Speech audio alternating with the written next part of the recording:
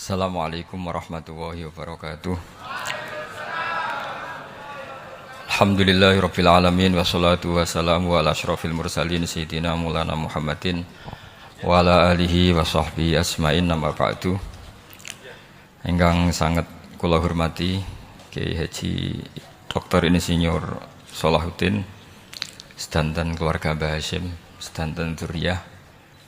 Iki wonten putri, wonten bulik-bulik, wonten Gus Umar, wonten Bu Lilik, wonten sedanten semua alumni, semua santri-santri yang kami cintai. Saya ini syukur sekali karena waktunya tinggal sebentar, jadi uji nyalinya juga sebentar. Saya akan ngomong sesuai spesialisasi saya, yaitu fikih. Karena saya murid Kiai Haji Maimun Zubair yang bersanad lewat Mbah Karim sampai Mbah Hasyim, atau bersanad lewat Mbah Mun, Mbah Zubair, kemudian Mbah Fakih Mas Kumambang, juga teman Mbah Hasyim ketika sama-sama ngaji di Mekah.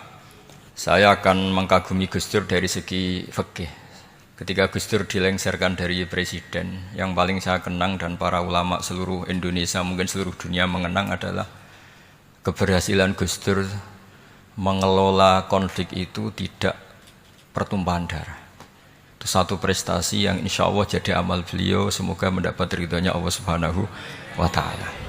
Karena yang paling dihindari oleh Islam sebisa mungkin adalah jangan ada darah menetes, apalagi hanya demi kekuasaan.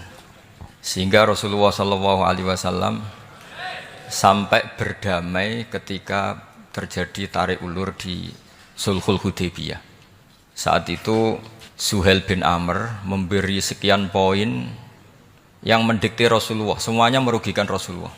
Tapi tidak semuanya merugikan Rasulullah, tidak ada yang menguntungkan sama sekali. Tapi Rasulullah menuruti itu semua demi tidak pertumpahan darah. Padahal Suhail bin Amr zaman itu masih kafir. Sehingga menjadi fikih bahwa perdamaian itu harus kita jaga.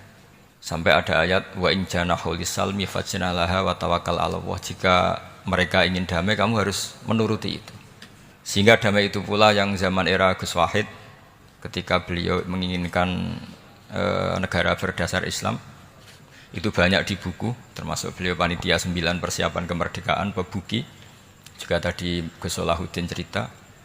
Beliau akhirnya kompromi juga dengan negara yang berbentuk Pancasila. Kemudian itu disosialisasikan era Muktamar Situbondo, yaitu Kiai Haji Ahmad Siddiq, didukung oleh Gus Dur karena zaman itu beliau kalah sepuh sama Kiai Haji Ahmad Siddiq. Jadi itu fikih yang saya menjadikan pengagum Gus Dur, karena ibadah Darul Mafasid Muqaddamun ala Jalbil Masalah adalah ibadah yang luar biasa. Berikutnya saya mohon sama Kiai Haji Salahuddin Wahid berkenan saya cara berpikir begini untuk Gus Dur. Jadi saya ini dari keluarga Kiai, saya juga senasab dengan keluarga Mbah Hasyim karena sama-sama turunan Mbah Sambu Lasem. Jadi beliau adalah Abdurrahman bin Wahid bin Hasyim bin Asy'ari bin Wahid lagi, terus bin Abdul Halim 2 sampai Mbah Sambu. Kira-kira nasabnya sama dengan saya, dengan Mbah Hamid yang dari jalur itu. Saya mau bercerita begini. Watak seorang cucu itu biasanya mengalir dari pikiran besar mbah-mbahnya atau leluhurnya. Karena setiap mbah-mbahnya pasti berdoa dzurriyyatan thayyibah, yaitu anak cucu yang baik. Saya sengaja di sini bawa kitab yang ditulis oleh Muhammad Asad Shihab, seorang Libanon. Menulis bahwa Mbah Hasyim Asy'ari adalah terhitung sebagai mujaddid, sebagai pembaharu Islam, setidaknya di Asia sini atau di Indonesia. Di sini ada kitab ini diterjemah beberapa kali, sebagian oleh Kiai Haji Mustafa Bisri, sebagian oleh Kiai Sodik Semarang. Saya punya edisi asli, edisi Arabnya, karena saya dari awal ingin ngaji sama santri-santri Tebu Ireng. Karena buyut-buyut saya itu termasuk gurunya Mbah Soleh Darat. Jadi buyut saya yang di Kudus, Pondok Damaran itu dulu Mbah Soleh Darat pernah ngaji di situ. Dan Mbah Hasyim kecil pernah ngaji sama Mbah Soleh Darat. Dan tentu biasa itu dalam ilmu sanad. Guru-guru saya indukannya di Mbah Hasyim. Mbah Hasyim juga pernah ngaji beberapa ulama di Pantura. Dan saya pastikan di antara perilaku atau manhaj Mbah Hasyim adalah, ini saya baca, guru-guru beliau, kemudian ada perilaku yang persis ditiru Gus Dur. Jadi itu bukan sekedar bukan sekedar mitos atau kebetulan. Beliau punya pilihan-pilihan yang dipilih sampai akhir hayatnya. Di sini ada cerita proses Mbah Hasyim ngaji, kemudian pernah ada seorang Jerman mau belajar Islam sama Mbah Hasyim, kemudian ditemui beliau dengan sangat hangat. Ketika sudah mengenal Islam secara detail, ya saya ulang lagi, ketika sudah mengenal Islam secara detail, beliau ngendikan, kamu jangan tergesa-gesa, kata beliau, kamu harus menerima Islam ini secara al-bayyinah, secara argumentatif, secara logika yang benar, jangan karena terpaksa. Itu pula yang akhirnya Mbah Hasyim mendorong khurriyatul fikri, orang itu harus merdeka dalam berpikir. Itu pula yang mengilhami Rasulullah SAW ketika Sulhul Hudaybiyah. Orang kafir yang masuk Islam harus dikembalikan ke habitat kafir, karena itu habitat asli, karena rata-rata dulu suku Mekah zaman itu kafir semua. Tapi yang orang Islam masuk kafir harus dibiarkan karena dianggap kembali ke habitat. Tentu semua perjanjian itu merugikan Rasulullah SAW. Tapi yang unik, Rasulullah itu menerima itu semua. Kata Rasulullah, sudah perjanjian itu kita terima saja. Akhirnya perjanjian itu diterima. Kemudian tapi Nabi hanya minta satu hal. Orang kafir Quraisy tidak boleh melarang orang diskusi Islam. Akhirnya mereka diskusi tentang Tuhan, tentang agama, tentang macam-macam.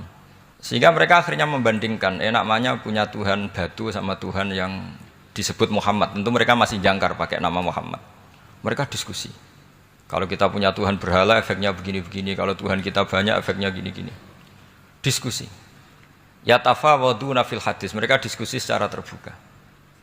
Terus fama ahadun yaqilu syai'an illa dakhala fihi. Kemudian seseorang yang berpikir secara benar, yang mengenali Islam, pasti akan masuk Islam. Sehingga karena mereka diskusi bebas tanpa tekanan, akhirnya mereka memilih Islam.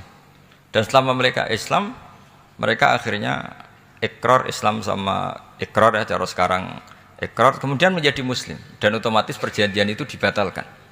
Makanya kata Imam Zuhri, guru Imam Malik, maka nafathun a'zuma fil Islam min sulhul Hudaybiyah. Enggak ada kemenangan Islam sehebat kemenangan dalam Hudaybiyah, yaitu orang berbebas berpikir. Kemudian kebebasan berpikir ini pasti mengarah ke mengakui yang benar, menanggalkan yang salah. Tentu orang dulu mendewa-dewakan Lata Uzza, pokoknya menuhankan makhluk, menjadi sadar bahwa itu aneh. Kenapa kita harus menyembah batu yang dipahat? Kenapa kita harus menyembah makhluk dan sebagainya, dan akhirnya mereka Islam. Tapi dulu kalau suasana perang itu keinginan orang hanya ingin menang kalah. Jadi yang kafir itu hanya ingin menang, pokoknya jangan sampai kalah, nggak pernah berpikir Islam itu apa. Di mana-mana perang itu ya pikirannya menang kalah. Tapi setelah nggak ada perang, meskipun segala perjanjiannya merugikan Islam, orang akan berpikir secara objektif. Makanya fama ahadun yaqilu syai'an illa dakhala fihi. Tidak ada seseorang yang berpikir tentang Islam kecuali akhirnya masuk Islam. Sehingga itu disebut maka nafathun a'zuma fil Islam min sulhul Hudaybiyah. Enggak ada futuhat yang sebesar sulhul Hudaybiyah. Ya, kitab ini namanya Wadi'ul Labinat Istiqlalil Indonesia. Mungkin santri Tebuireng mungkin lebih tahu ya, karena harusnya lebih tahu. Jadi kalau tahunya baru sekarang ya rondo innalillahi wa inna ilaihi rajiun. Jadi saya tidak perlu bangga lebih tahu, karena memang seharusnya Anda lebih tahu. Kalau tidak ya keterlaluan. Ya namanya itu Wadi'ul Labinatil Istiqlal al-Indonesia.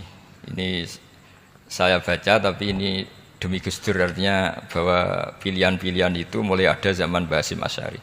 Saya baca satu-satu ya, mulai kredibilitas ilmu beliau, karena dalam Islam itu harus ada sanad. Saya pernah ditanya seorang ilmuwan, Pak Bahak, kenapa Islam itu harus ada sanad? Kita kan orang cerdas, kan bisa berpikir sendiri, ngapain nunggu pikirannya orang-orang, kata saya. Terus saya bilang, agama itu agamanya Allah dan Rasul. Kalau pikiran kamu namanya agama kamu, bukan pikiran agama, kata saya. Kalau kamu punya pikiran, yang namanya pikiran kamu, tidak agama. Kalau agama itu harus bersanad. Jadi pikirannya Mbah Hashim sama dengan pikirannya Mbah Mahfud pikirannya sama dengan Said Abi Bakar Sato sama dengan Sayyid Zaini Dahlan dan seterusnya sampai logika itu sampai Rasulullah Shallallahu Alaihi Wasallam. Saya beri sekian contoh. Pikiran yang kita ciptakan bisa salah, misalnya begini. Dulu misalnya Nabi pernah bersabda, al-qatil wal maqtul finnar, pembunuh yang dibunuh sama-sama neraka. Jadi idal taqal muslimani bisayfihima fal qatil wal maqtul finnar. Jika dua orang muslim bertemu sama-sama bawa pedang, maka yang bunuh maupun yang dibunuh itu sama-sama masuk neraka. Makanya kita harus syukur sekali Indonesia itu paling menghindari membunuh, karena kalau sesama muslim membunuh itu ancamannya berat, sama-sama masuk neraka. Bukan sekedar diboyong dari pondok Tebu Ireng, itu neraka gitu. Kalau dibayang pondok gampang itu, nanti mondok lain gampang. Terus logika sahabat begini, hadza al-qatil fama balul maqtul. Oke ya Rasulullah, kalau al-qatil masuk neraka namanya pembunuh, oke kita terima. Tapi fama balul maqtul, lalu dosanya yang terbunuh itu apa? Wong dia korban kok dia dibunuh? Apa jawabannya Rasulullah sallallahu alaihi wasallam? Jawabannya innahu kana harison ala qatli sahibi. Sebetulnya dia juga mentalnya pembunuh, cuma nasibnya terbunuh. Jadi seperti misalnya sampean hasud saya, itu enggak perlu disakeni. Sebenarnya sampean yang inginnya ya menggusur saya, cuma nasibnya tergusur gitu. Makanya kalau ada orang rebutan pacar kok kalah itu udah usah disakeni. Sebenarnya mentalnya dia perebut gitu. Cuma nasibnya kalah gitu. Jadi apa ya? Ya tadi. Ya ini penting ya, penting sekali itu. Jadi sebetulnya ketika duel itu semuanya kan mentalnya pembunuh. Maka dia nasib saja sebagai maktul, tapi mentalnya pembunuh. Karena dia mentalnya, niatnya, komitmennya pembunuh, maka dia sama-sama di neraka. Maktul itu fakta, faktanya terbunuh, tapi mentalnya pembunuh, sehingga hukumannya sebagai pembunuh. Sama kalau sampean berebut itu mentalnya ya perebut, cuma nasibnya kalah atau terebut. Itu soal nasib. Ini saya baca dulu ya guru-guru Mbah Hashim supaya clear. Selama ini yang dikenal kan beliau ngaji sama saya Mahfud, saya Khotib Minangkabau. Ini di kitab ini. Saya baca sesuai harokat yang ada di kitab ini. Nanti kalau sampai tidak cocok karena beda madhab, ya nggak apa-apa asal pinter saja. Karena baca kitab itu unik. Kadang-kadang satu guru sama guru yang lain itu beda-beda. Dan biasanya guru itu nggak mau kalah. Mbah Mun tuh sering cerita, ada kiai maknani wati ini lan wit alu. Itu muridnya gerutu karena pernah mondok itu kok nggak gitu. Pak guru, di kitab saya maknanya itu pohon elu. Lah iya cung wit elu kena gua alu kata gurunya karena gurunya nggak mau kalah. Gitu. Ada yang guru itu salah baca wal jarodin lan lawang. Muridnya nggak terima. Pak Yai saya pernah ngaji itu maknanya walang. Lah iya walang sing ning lawang cung. Itu memang kasus makna-makna di Jawa itu banyak itu. Karena awalnya memang wis rodok bodoni gitu. Kenapa saya bilang bodoni? Ini yang bilang Mbah Mun makna Jawa ono bodoni ini. Karena watin itu kan nggak ada di Indonesia. Tapi kiai itu malu kalau gak iso maknani. Akhirnya wati ini wet elu. Tanyakan orang pakar ahli Jawa ya ndak tahu lo itu apa. Pokoknya butuhnya kiai itu ada lafaz ya ada maknanya. Padahal jenis itu nggak ada di Indonesia. Seperti haudat itu maknanya kiai Jawa sekedup. Sekedup itu rumah kecil yang ada di unta zaman dulu. Di Jawa ada ndak? Nggak ada. Kalau kamu tanya orang Jawa ini apa namanya? Namanya ya rumah kecil di atas unta. Tapi kiai Jawa dulu punya makna namanya apa? Sekedup. Jadi kiai Jawa itu luar biasa improvisasinya. Ya rodok bodoni itu. Lah yang sering bodoni itu bab halal haram, tapi bodoni apik. Enggak semua bodoni itu buruk, kadang wajib. Betul. Ini sama tergesola. Ini karena keahlian fikih saya juga barokahnya Mbah Hashim Asy'ari supaya beliau senang. Beliau senang karena para nabi, para wali, para ulama itu tidak meninggal. Tadi kalau Mbak Anita bilang wafat itu kalau dalam bahasa Arab wafa yafi wafaan itu maknanya nuhoni. Nuhoni itu sudah memenuhi. Jadi sebenarnya memang nggak pernah ada orang mati itu. Jadi kita punya jatah umur, jatah rezeki sudah terpenuhi semua. Namanya wafat dari kata wafa yafi wafaan. Sesuatunya sudah penuh maka diambil. Kalau roh sendiri nggak pernah meninggal. Ya roh sendiri kalau Mbak Anita bilang kita memperingati kehidupan Gus Dur ya memang hidup karena tadi nggak ada siapapun bilang orang itu mati. Orang mati itu adalah jasad, rohnya diambil dari jasad. Lah roh sendiri ini nggak pernah berstatus mati karena makanya orang Jawa semua sepakat. Wong mati ku piye? Sing nyawane dijabut, jasadnya mati, nyawanya diambil. Kemudian nyawa ini yang mengalami dapat nikmat maupun dapat azab. Sehingga keyakinan ahli sunnah wal jamaah ini perlu didoakan karena menghadapi Allah butuh topangan doa dan doa itu nggak pernah salah karena otoritas doa itu milik Allah Subhanahu wa Ta'ala. Tidak bisa kamu nyemprit Allah, Allah ini sudah akhirat loh, amal nggak ada gunanya loh, tidak bisa. Allah tetap zat yang bisa mengabulkan doa siapa saja. Sehingga ahli sunnah berpendapat doa itu yanfa'ul mayyit, doa itu manfaat untuk mayit. Sehingga Basim Asy'ari ngarang secara spesifik risalah an ahli sunnah wal jamaah. Di antara yang paling pokok adalah ad-du'a yanfa'ul mayyit, bahwa doa itu manfaat pada mayit. Ini saya hitung ya guru-gurunya Mbah Hasyim. Darus Salhat Muhammad Hasyim Asy'ari ini karangannya Asad Syihab, orang Libanon. Buku ini selesai tahun 72. Beliau lama sekali ikut ngaji di sini sama Mbah Hasyim. Tapi sebagai peneliti, beliau ke sini sudah alim. Ndak terus masih ngapalkan alif bata itu ndak, itu masih sudah alim. Darus Salhat Muhammad Hasyim Asy'ari fil Haramil Makki Syarif fi Makkah al-Mukarramah alaihi ulama. Seterusnya beliau hitung ya. Amsalus Syekh Ahmad Amin Al-Attar wa Sayyid Sultan bin Hasyim wa Sayyid Ahmad Zawawi. Ya dihitung ya sudah berapa itu. Tapi beliau ke sana sudah alim loh. Jangan sampean kira kalau sampean ke sana itu jadi TKI repot nanti itu. Itu kata Mbah Mun kalau ada orang mau mondok Mekah. Apa mondok Mekah wis alim dereng. Kersane pinter bahasa Arab, Bah. Bakul es neng Arab pinter bahasa Arab kata Bah. Jadi kalau beliau kalau sama orang belum alim mondok di Mekah itu agak duka beliau. Ya, Syekh Ahmad Amin Al-Attar, wa Sayyid Sultan bin Hasyim, wa Sayyid Ahmad Zawawi, wa Syekh Ibrahim Arab, wa Sayyid Ahmad bin Hasan Al-Attar, wa Syekh Said Al-Yamani. Ini yang gurunya Mbah Zubair juga guru-gurunya keluarga sarang. Wa Sayyid Husain Al-Habsyi. Ini mbah-mbahnya keluarga Habib Anis Solo. Ya pokoknya keluarga besar Solo karena kita tahu Habib Anis itu bin Alwi bin Ali yang punya simtud Duror bin Muhammad bin Husain. Alladzi tawalla mansibal iftah hatta wafatul maniyah wa Sayyid Bakar Sato. Ini yang ngarang Anatu Thalibin. Wa Syekh Rahmatullah wa Sayyid Alawi bin Ahmad As-Segaf.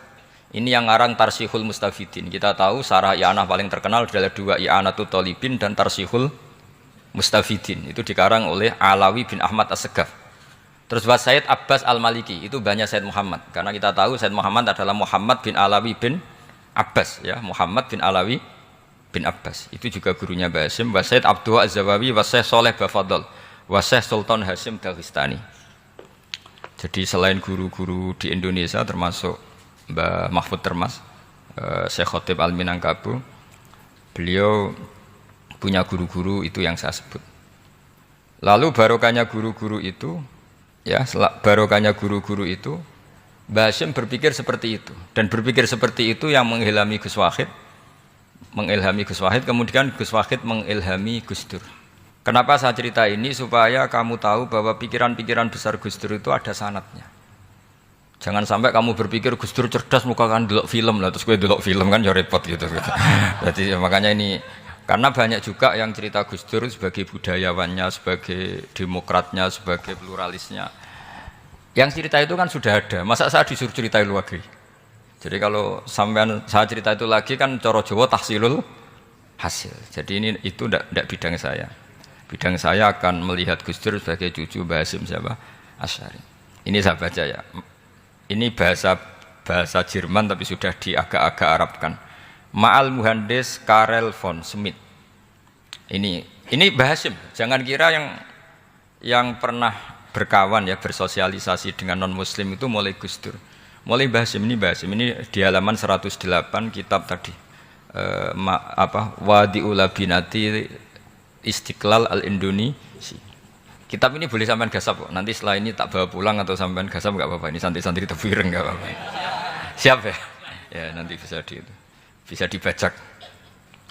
Lakotkan seterusnya hakon ziyarati ala Muhammad Hasyim wa kana dzalika fi yaumini 7 Juli tahun 1936. Fi maqorihi Tebu Ireng. Haitsu taqaltu indahu bil muhandis Karel von Schmidt. Wa kanatil fursa saikhal tahadus ma'ahu tawilan.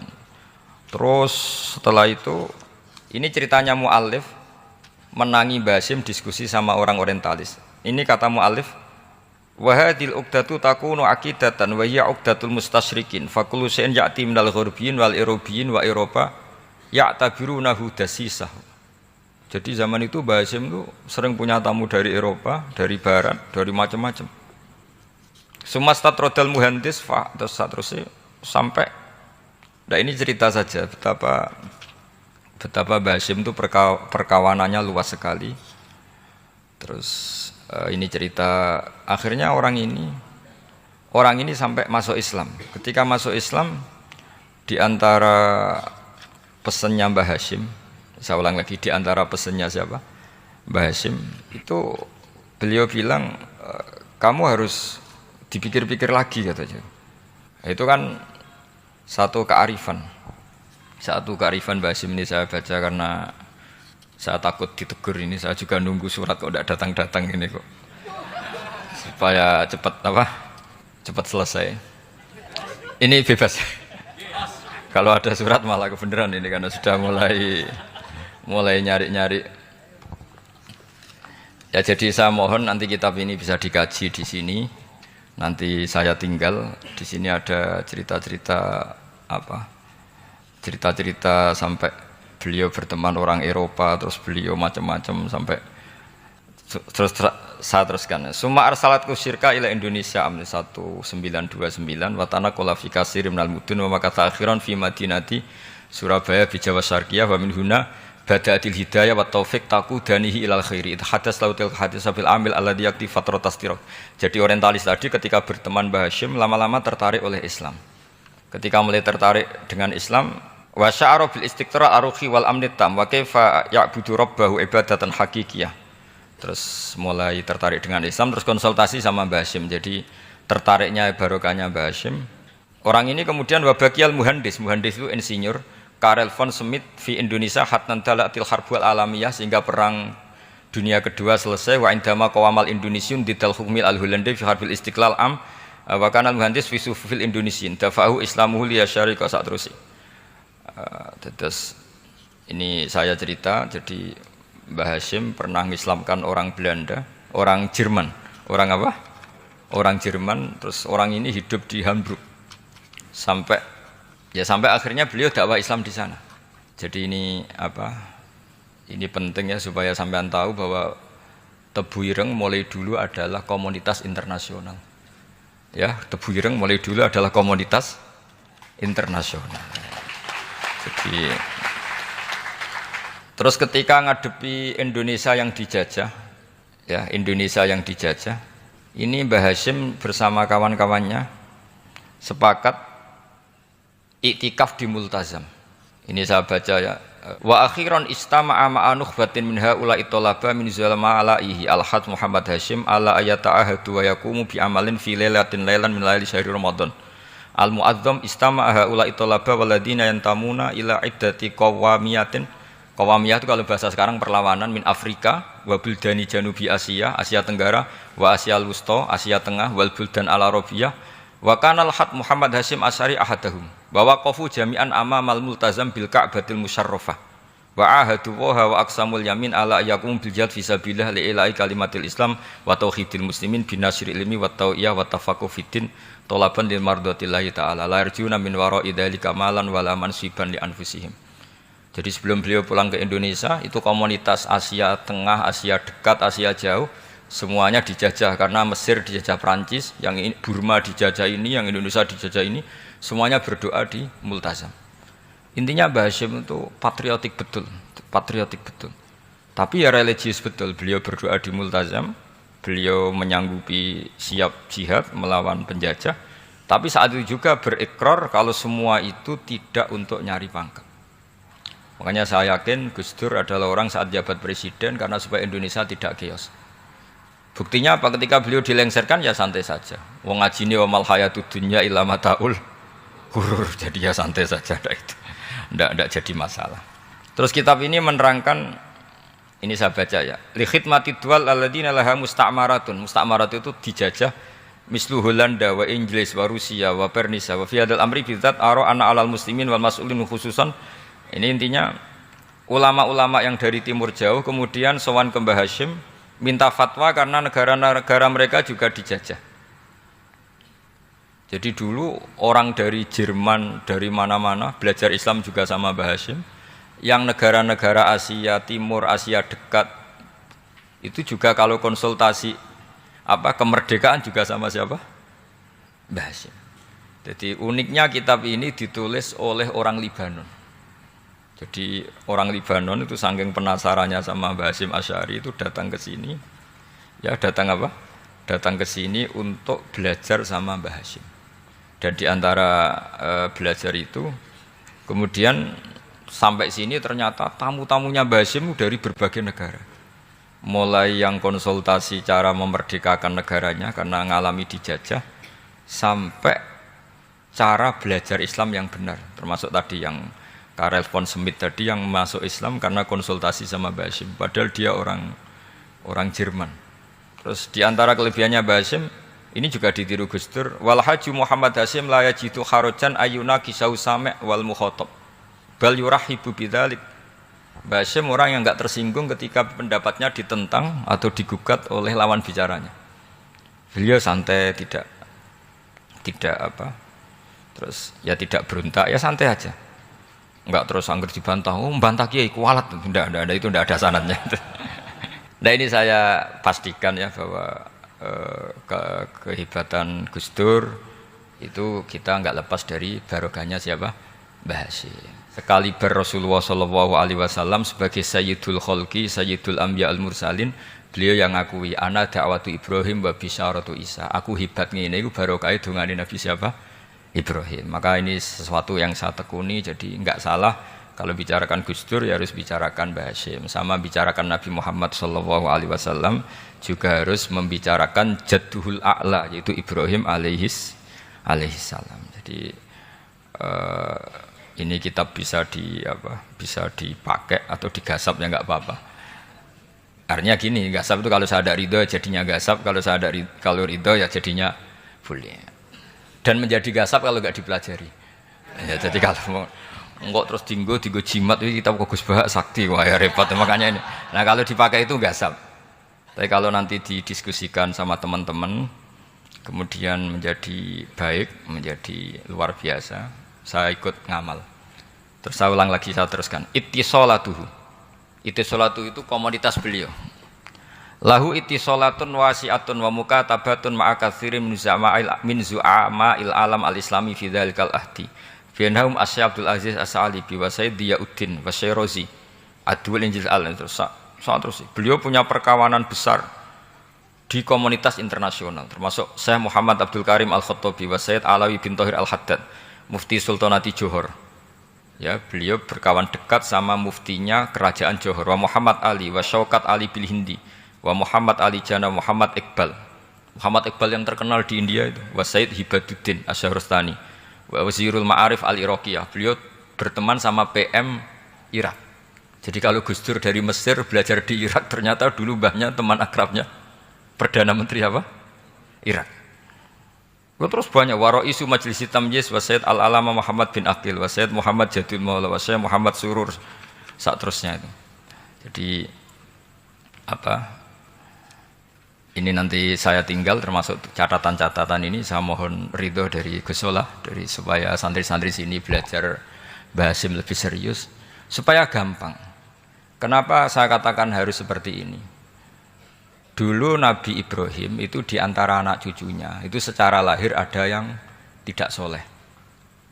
Karena anak cucu itu punya otoritas sehingga anak cucu ini yang menstatuskan Nabi Ibrahim. Sampai Allah sendiri yang meluruskan pengklaiman itu, yaitu ada ayat maka anak Ibrahimu Yahudiyah wala Nasranian, karena ada orang yang bernama Yahuda bin Yakub bin Ishak bin Ibrahim. Karena Yahuda punya pola tertentu dalam beragama, terus seakan-akan mbah-mbahnya paling ya begitu. Akhirnya Ibrahim pernah disetatuskan sebagai Yahudi. Sampai Allah sendiri yang ngendikan maka anak Ibrahimu Yahudiyah wala Nasrani. Sampai datang Rasulullah SAW yang memaklumatkan saya juga cucu Ibrahim orisinil. Dan saya pastikan Ibrahim itu bukan Yahudi tapi bapak tauhid. Semenjak itu Ibrahim dipulihkan namanya, bukan Yahudi tapi bapak tauhid. Yaitu diistilahkan Nabi millata abikum Ibrahim, semua tauhid adalah nginduk kepada Nabi siapa? Ibrahim. Nah saya ingin santri-santri Tebu Ireng misalnya nanti suatu saat jadi komunitas internasional, jadi orang keren komunitas internasional, itu bukan karena ingin gaya-gayanan terkenal, tapi ingin niru Mbah Hasyim bahwa itu awal dakwah Anda fil alam, semua alam ini tentu butuh tauhid, butuh kebenaran. Bukan gagah-gagahan sebagai orang populer. Terus persahabatan yang luas, misalnya Anda khusyuk terus kuper. Wah, ora tau kancanan wong ben dadi wali gini terus kuper. Mungkin Anda tidak akan jadi wali karena sanadnya Mbah Hasyim itu perkenalannya luas. Sementara kamu milih kuper, gak pernah berteman orang, tapi sanadnya sampai Mbah Hasyim itu membingungkan sanad itu. Wong Mbah Hasyim ndak gitu kok kamu nyanatkan begitu. Jadi kalau santri Tebu Ireng mulai sampai neng kamar, terus ngobong dupo, terus menterkenalkan diri jadi wali. Gitu. Nanti tonggo kamu ngira itu produk Mbah Hasyim, karena kamu santrinya. Kan dianggap cerminan gurunya sampai Mbah Hasyim. Nah kalau ada yang teman-teman gitu harus dimaklumatkan itu sanad mungkotek, bahwa sanad itu tidak benar. Ini kapan ini ditegur? Ini saya sudah mulai menunggu.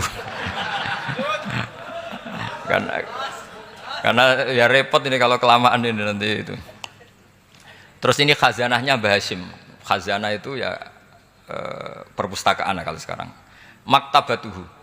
Tu'addu maktabatul khat Muhammad Hasyim Asy'ari min aghnal maktabat likhtiwaiha ala anfasil kutub.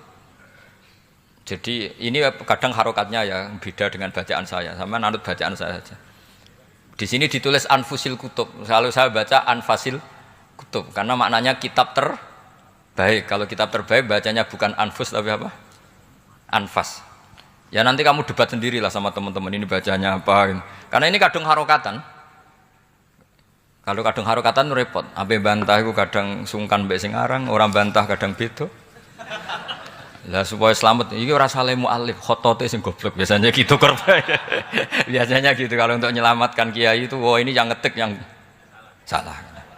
Padahal kadang kiai ini barang ya rodok salah tapi ya sembol. Daripada suudzon sama kiai kan mendingan sama pengurus. Ya gitu ya sepakat ya. Jadi ya sudah terus. Ya saya baca. Tu'addu maktabatul khat Muhammad Hasyim Asy'ari min aghnal maktabat likhtiwaiha al anfasil kutub al ilmiyah al islamiyah. Jadi kalau tadi yang diceritakan para kawan-kawan Gus Dur suka baca. Itu Mbah Hasyim itu kitabnya banyak sekali dan semuanya kitab terbaik. Min matbu'atin baik yang dicetak wa makhtutatin baik yang masih tulisan tangan. Athariyatin qadimah baik kitab-kitab yang sudah hampir punah karena saking lamanya. Wa tadummu hadil maktabah jullal kutub al muallafah wal lughat al arabiyyah wal indonesia wal jawiyah wal malaysia wa ba'dal lughat al ajnabiyyah al ukhra. Jadi zaman Mbah Hasyim itu perpustakaannya sudah ada bahasa Indonesia, bahasa Jawa, bahasa Malaysia, bahasa Inggris. Itu yang nulis orang Libanon. Sampai santrinya Mbah Hasyim tidak tahu innalillahi wa inna ilaihi rajiun. Maka ini yang kepertobatan ya saya kasih. Jadi ini saya biasa guyon, kesoalnya ini guyon sama santri. Saya tidak midatoni kiai, jadi ini guyon sama santri. Semoga guyonan ini manfaat. Wassalamualaikum warahmatullahi wabarakatuh. Oke teman-teman, jadi itulah reaction ngaji kita bersama dengan Kiai Haji Bahauddin Rus Salim atau Gus Baha. Yang mana Gus Baha pada acara ngaji kali ini adalah ngaji dalam rangka Haul Gus Dur atau Kiai Haji Abdurrahman Wahid. Yang mana Gus Baha tidak seperti ulama yang lainnya ataupun seperti ya para kiai-kiai lainnya. Yaitu kalau misalkan kiai-kiai lain itu ketika haul Gus Dur itu biasanya atau tokoh-tokoh lain ketika ada acara haul Gus Dur itu pasti menceritakan bagaimana kisah-kisah Gus Dur pada zaman dahulu, pada saat beliau masih hidup, ataupun kenangan-kenangan beliau, ataupun bahkan kisah-kisah tentang karomah-karomah dari Gus Dur gitu ya, ataupun cerita-cerita mengenai anekdot yang apa istilahnya ya guyonan humor ala Gus Dur, humor sufi ala Gus Durnya itu atau lain sebagainya. Tetapi Gus Baha tidak seperti itu. Gus Baha mengkaji ataupun dalam hal ini menyampaikan bahwasanya ketika pemikiran Gus Dur, pemikiran baik untuk tata negaraan ataupun fikih ataupun yang lainnya, termasuk salah satu fikih saat beliau itu dilengsarkan dari jabatan presiden, ataupun ya kan kita ketahui sendiri bahwasanya Gus Dur itu kan rela apa istilahnya rela turun tahta lah ibaratnya daripada harus ada pertumpahan darah yang ada di Indonesia sesama anak bangsa. Nah itu juga dasar-dasar hukumnya, ternyata dasar-dasar ilmu fikihnya juga ada, dasar-dasar keilmuannya di Islam juga ada, dan itu tentunya bersanad dari Mbah Hasyim Asy'ari ya, Mbah Kiai Haji Hasyim Asy'ari atau Hadratus Syekh Hasyim Asy'ari, yang mana bahwasanya sanad dari Kiai Haji Hasyim Asy'ari ini itu bahkan terkenal sampai internasional ya. Bahkan kenalannya itu teman-temannya Mbah Hasyim itu banyak sekali dari luar negeri, atau ulama-ulama daerah Arab sana itu juga banyak. Tentunya memang karena Mbah Hasyim juga pernah ngaji di sana di Arab ya.